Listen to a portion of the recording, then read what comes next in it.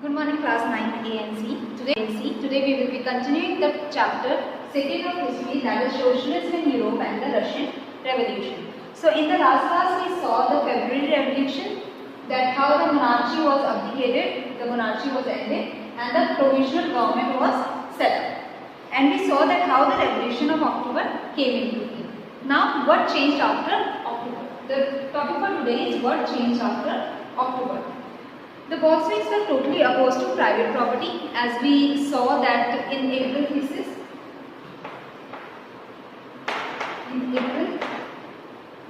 We saw that what were the demands of Lenin, or what were the demands of the Bolshevik group, that they wanted to bring a socialist revolution. They wanted to bring a socialist revolution. So this was the socialist revolution, or the socialism was the ideology of Lenin and the Bolshevik group. So they were opposed to private property. Most industry and banks were nationalized in November 1917. Banks were, in April thesis, there were three demands. That banks should be nationalized and that war should be ended.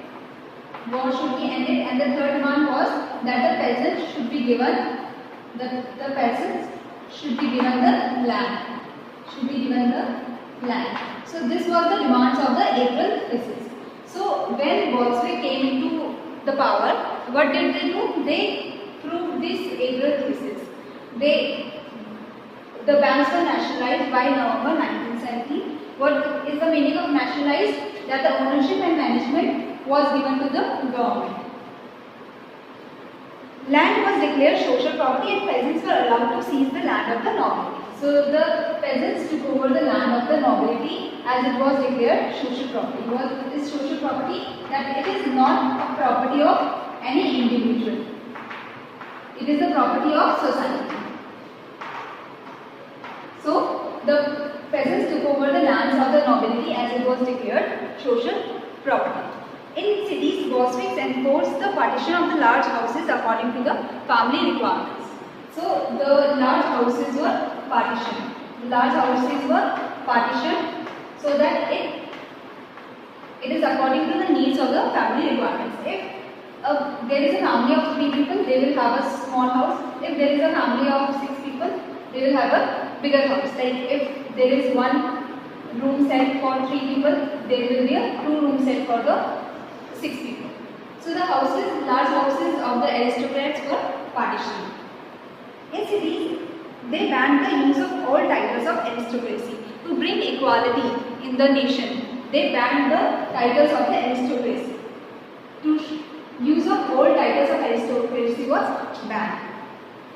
After that, to assert the change, new uniforms were designed for the army and officials following the clothing competition organized in 1918 when the Soviet hat was chosen. So in 1918, what did they do? They wanted to show the change in the power. That's why they wanted to change the uniform of the army as well as the officials.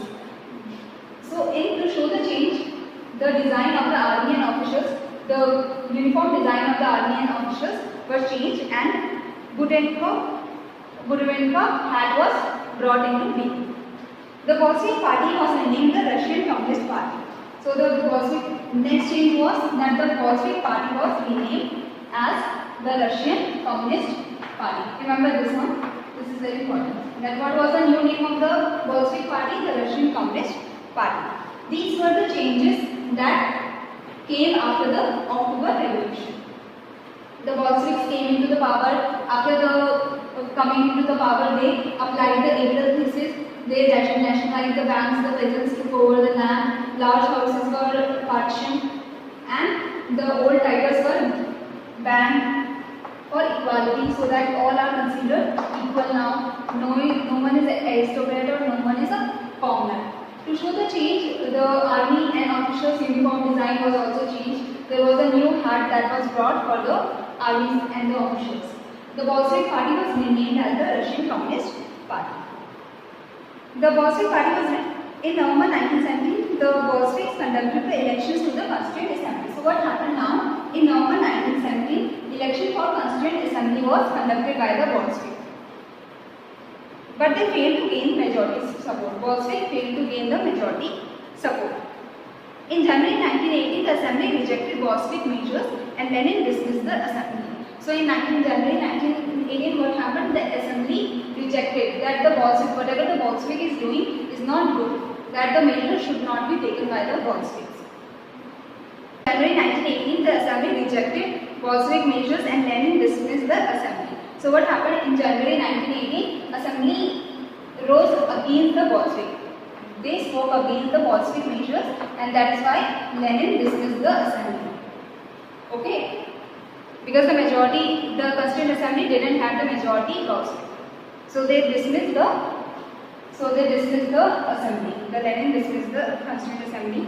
He thought the All Russian Congress of Soviets was more democratic than an assembly elected in uncertain conditions. What was the reason that he gave to the people? He can't just say to the people now that the assembly is rejecting our proposals, that's why we are dismissing it.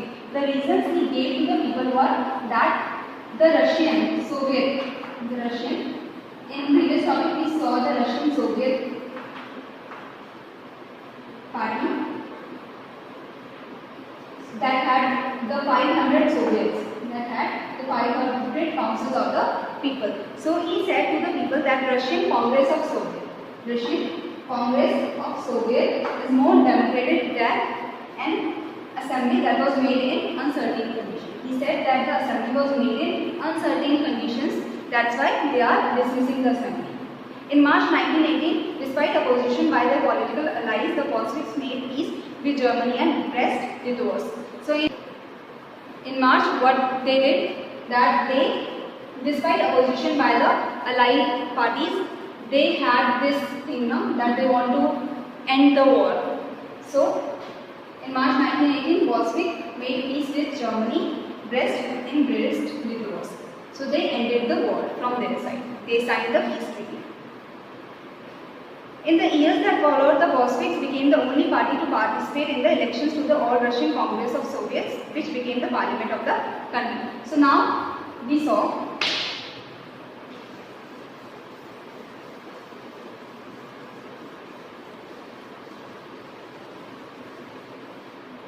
that there is an All Russian Congress of Soviets. This had power other than the Bolshevik group that was in power now. That was in power. The Constituent Assembly was made.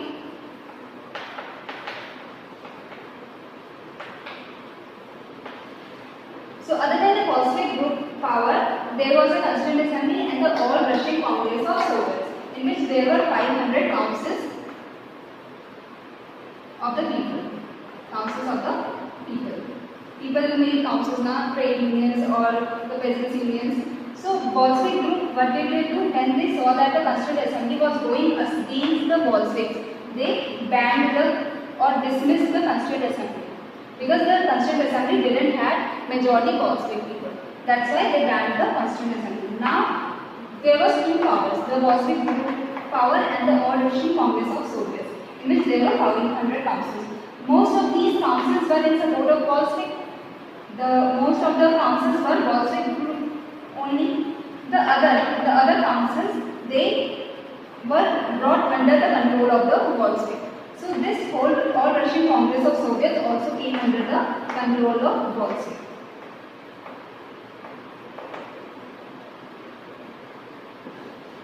So now the sole power is in the hands of the Bolshevik group.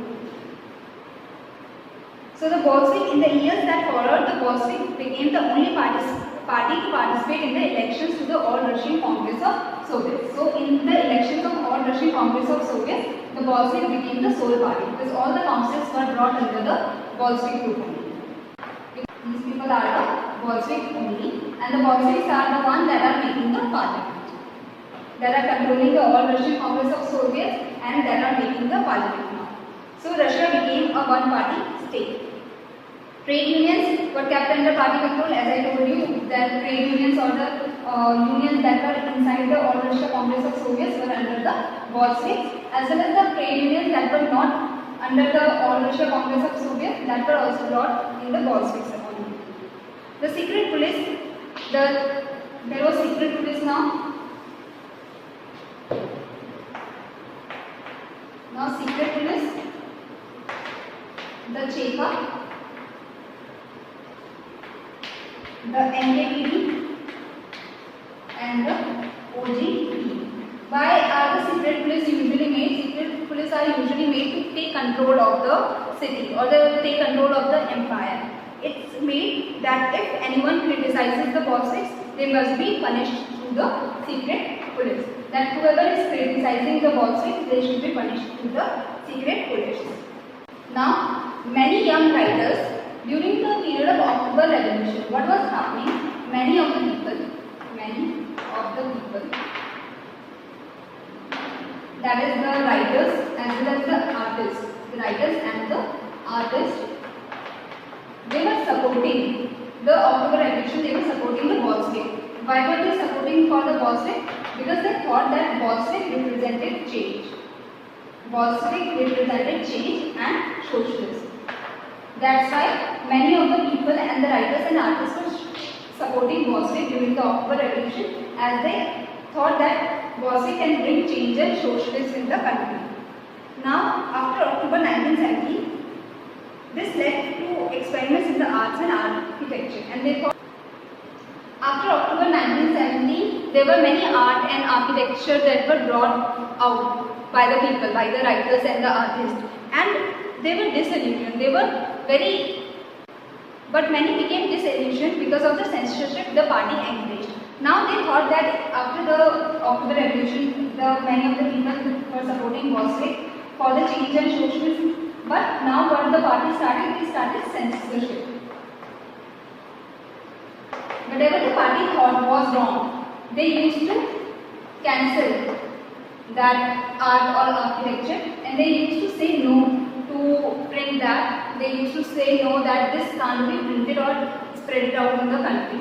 That's why due to the censorship, many of the writers and artists that supported during the October Revolution became very disheartened, became very disappointed with the party. That they thought that after October Revolution, that the Bolshevik will bring change in the society, will bring the art. But now the Bolsheviks started to support censorship. They used to censor whatever was against them or whatever they thought was wrong. So in this way, the writers and artists became against the Bolshevik. Now Civil War. The next topic for today is Civil War. The Civil War.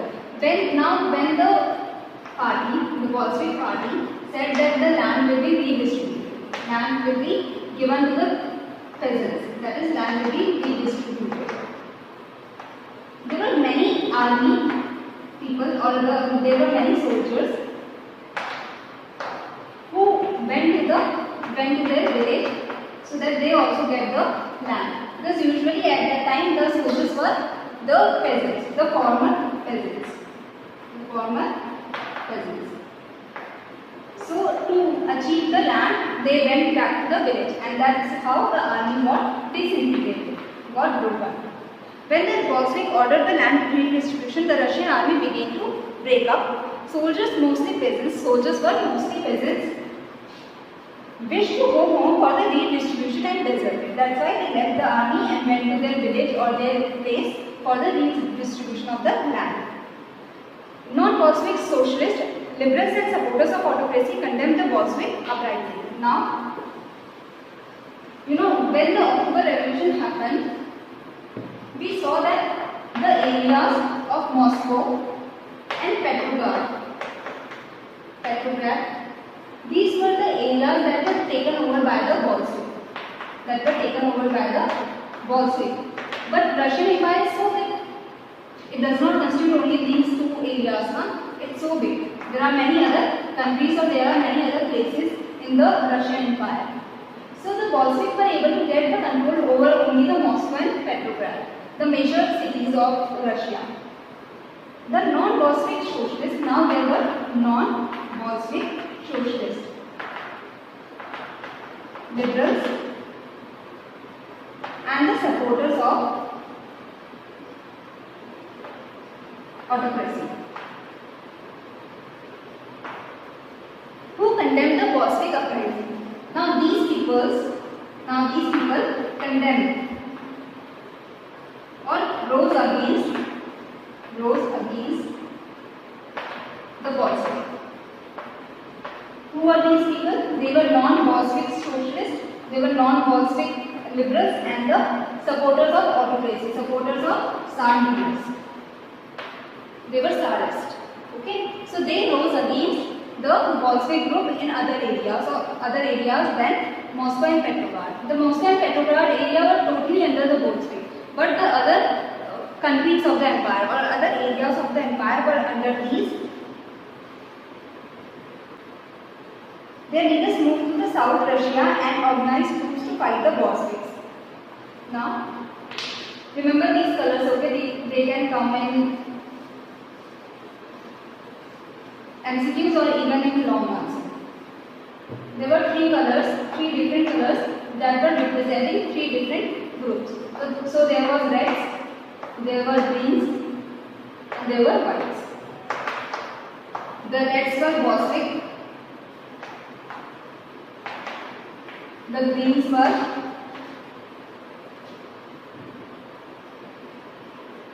socialist revolutionaries,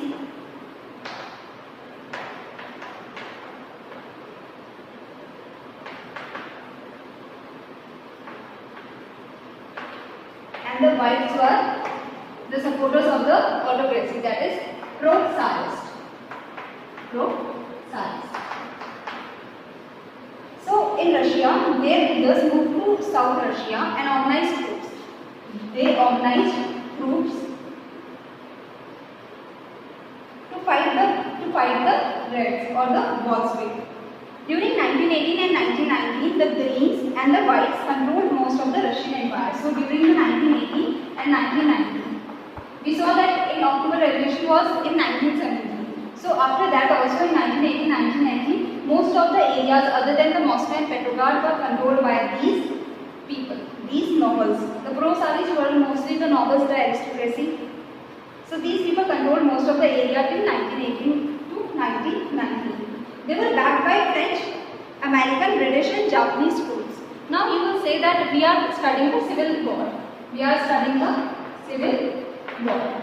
Civil war means when there is war inside the country. When there is war inside the country. That one party is against the power of the other party. Or there is like clash in between communities of the country. So why the French or the American or the Japanese were talking about? Like why are we talking about these? Because they were supporting the socialists and the pro-Tsarists from the background. They were providing money and the weapons to the socialists and pro-Tsarists. Why were they providing weapon and money? What was the benefit for the French, American and Japanese? Now see, the Bolsheviks were the supporter of socialists.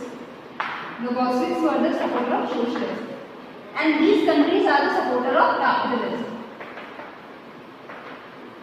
Now they were afraid that if the Bolsheviks came into power, if they started controlling all of the Russian Empire, the capitalism will come down in these countries also.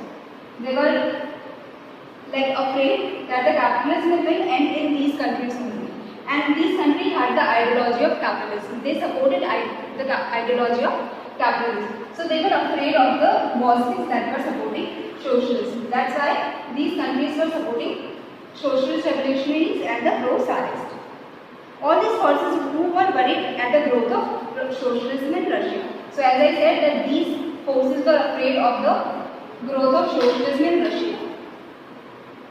As these troops and the Bolsheviks fought a civil war, looting, banditry and famine became common. So as they were fighting, as the socialist revolutionaries, pro-Tsarists and the Bolsheviks were fighting each other, the looting, like looting other places, banditry, this became very common in the country. And even the famine. Because like most of the people are now fighting, so the food production was very less at that time. private property among whites took harsh steps with peasants who had seized land. So, the pro-Tsarist or the whites, they were mostly nobles or the supporters of the king, the pro-Tsarist. That's why what they started killing the peasants. They started the supporters of private property. Pro-Tsarists are the supporters of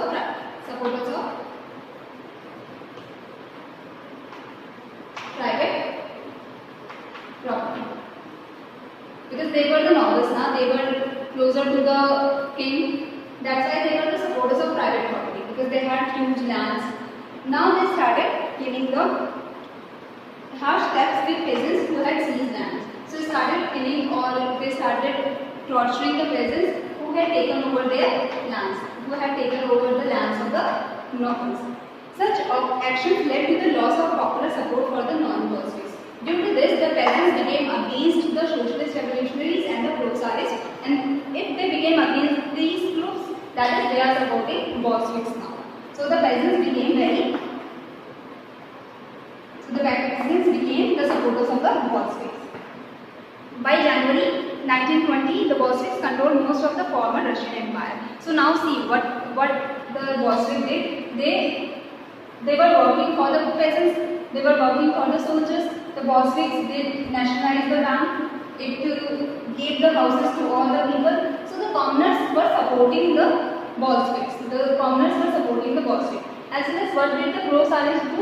They started killing the peasants who took the lands of the nobles. So the whole community, the whole socialists and revolutionaries became very bad in the eyes of peasants. And if they are bad in the eyes of the peasants, that means the Bolsheviks became better in the eyes of the peasants. And with the support of the commoners, the Bolsheviks took over the whole Russian Empire, most of the parts of the Russian Empire. So we saw when the civil war started. In the start, there was only Moscow and Petrograd, which was under the Bolsheviks. But after the civil war, like when the civil war was going on, the Bolsheviks were able to take control of the whole Russian Empire. So by 1920, remember the date? By January 1920, they were able to take control of the whole of Russian Empire, or the most of the former Russian Empire. They succeeded due to cooperation with non-Russian nationalists and Muslim jihadists. Now, I hope you understand this whole concept. The social revolutionaries and pro-Tsarists were against Bolsheviks, and this led to a civil war. And the socialist revolutionaries were green, and pro-Tsarists were the whites. The Bolsheviks were the reds. This was the color that denoted them. So, in the civil war, there was looting, banditry, famine. The French, American, and Japanese were supporting capitalism, and they were supporting this part of the civil war. So they were supporting the socialist revolutionaries and the pro-Tsarists, and they were against Bolshevik. Why were they against Bolshevik? Why were the French, American and Japanese against Bolshevik? Because Bolsheviks were supporting socialism, and these countries support capitalism. They were afraid that if socialism spread, it will be harmful for their countries. So this is why they were supporting that party of the civil war. So after that, why the pro-Tsarists lost the support of the peasants? They lost the support of the peasants because they became angry that how can the peasants take our land, take the lands of the nobles, and they started killing the peasants. This is how the peasants and the common people became the supporters of Bolshevik, and the Bolshevik also did many measures for the peasants also. Now Bolsheviks gave the land to the peasants, they gave houses to the peasants. So peasants were in support of the Bolshevik. This is how the civil war was at that time. And by January 1920, the Russian Empire came under the Bolshevik rule. Now they succeeded also because of the cooperation from the non-Russian nationalists. The non-Russian nationalists. Now, when I taught you about the Russian Empire, I taught you that there were many countries. Like other than Russia, there was many other countries that was a part of the Russian Empire. So, non-Russian nationalists that was not part of the Russia, but that were part of the Russian Empire, helped the Bolshevik. They helped Bolshevik as well as the Muslim jihadists. religious. They also helped the Bolsheviks. Cooperation did not work where Russian colonies themselves turned Bolshevik. So cooperation did not work in some of the areas. I will tell you with an example. You will be able to understand it better. Like in Khiva, what happened? Khiva is in Central Asia. Central Asia. Here the Bolshevik colonies. So in Khiva, what happened? Khiva is in Central Asia. Bolshevik colonies. It was a Bolshevik colony. So they brutally massacred or killed local nationalists in the name of defending socialism. They said that they are defending the socialists and that's why they killed the local nationalists. So in this situation, many were confused about what the Bolshevik government represented. Like in some places the local nationalists were helping the Bolshevik now, and now in some other places the Bolshevik people are killing the local nationalists. Like Bolsheviks are killing their own supporters. So many got confused that they should support the Bolshevik or they shouldn't support the Bolshevik. Now the Bolsheviks also understood that they have done something wrong. They shouldn't have killed the local nationalists because they are in other places supporting the Bolshevik movement. So partly to remedy this, to correct this, what did they do? The most non-Russian nationalists were given political autonomy. So the Bolsheviks said that the non-Russian nationalities, that the other countries other than the Russia, the other Central Asian countries, the European countries will get autonomy, will get political autonomy. That is the countries in the USSR will get political autonomy. What is the meaning of political autonomy? Political independence. That they can choose their leaders. They will just be in Russia Empire and they will be under the Bolsheviks, but they will be able to choose their local leaders. So they were given the political autonomy under the Soviet Union or the Russian Empire. The state the Bolsheviks created from the Russian Empire in December 1992. What is USSR? As I told you, USSR is the state the Bolsheviks created. The Bolsheviks created the state from the Russian Empire. They started calling the Russian Empire USSR or the Soviet Union. In December 1922. In December 1922, they started calling the Russian Empire the USSR or the Soviet Union. That the Bolsheviks created from the Russian Empire. But since this was combined with unpopular policies with the Bolsheviks forced the local government to follow. Now again, they gave the political autonomy to the non-Russian nationality.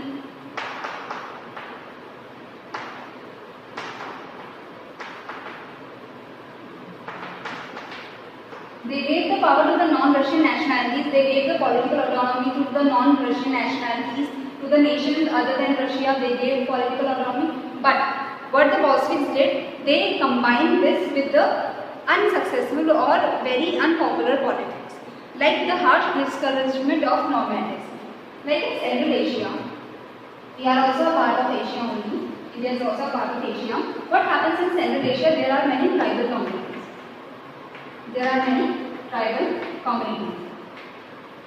Or the indigenous people of that area. The tribal communities lifestyle of those who do not live in the same place. They keep on moving from area to area. They keep on tribal communities especially. They keep on moving from area to area.